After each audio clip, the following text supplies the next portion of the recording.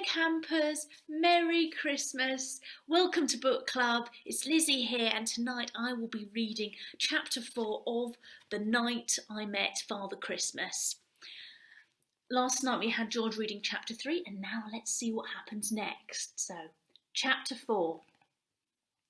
Torville's conversation with the copper elf had been rather unsettling, and despite the promise of a brisk day's trading, upon entering his shop he found himself in a rather discontented mood.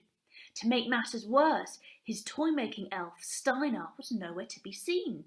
Torville frowned. Whenever he sold a toy, Steiner would magically make another one straight away to replace it, so that the shelves were never empty. How could he be late on Christmas Eve of all days?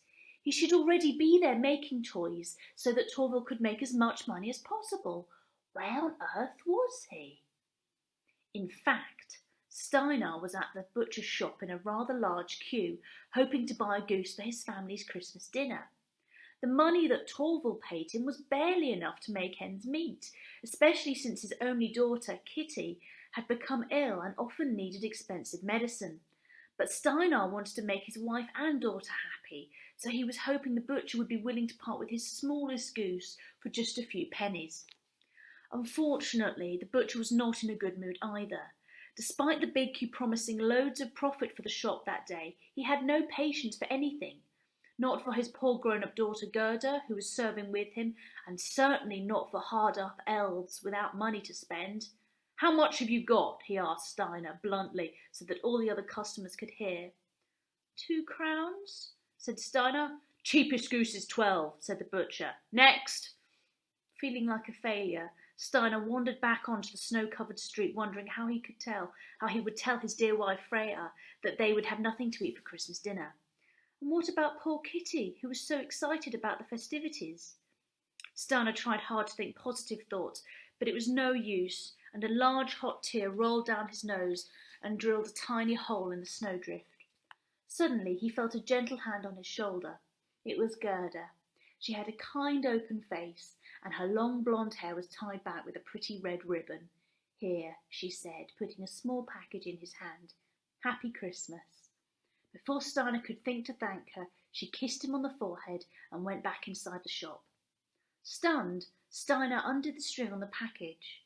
There, nestling in the shiny brown paper, were 6 of the finest beef sausages he had ever seen. He couldn't believe his luck. What a Christmas dinner this was going to make! His family would be thrilled. He looked through the window at Gerda, who was busy serving customers again. "Thank you," he said, clasping his hands to his chest, so that even though Gerda couldn't hear him, she would know what he was saying. Gerda waved and smiled a big smile. No sooner had Steiner gone than Gerda felt a hand on her own shoulder. She turned to find her father's red face right next to hers. "What did you give him?" he asked threateningly. "Just a couple of sausages," said Gerda. "He looks so sad, and it is Christmas after all." The butcher nodded slowly. "Come with me," he said, taking her by the elbow and leading her to the office at the back of the shop.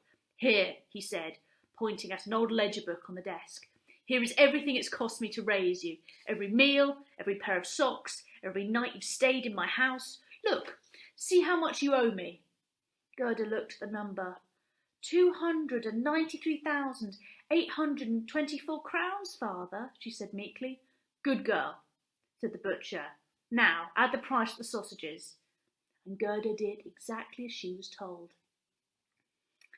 And that's chapter 4, and I will join you next time for chapter 5.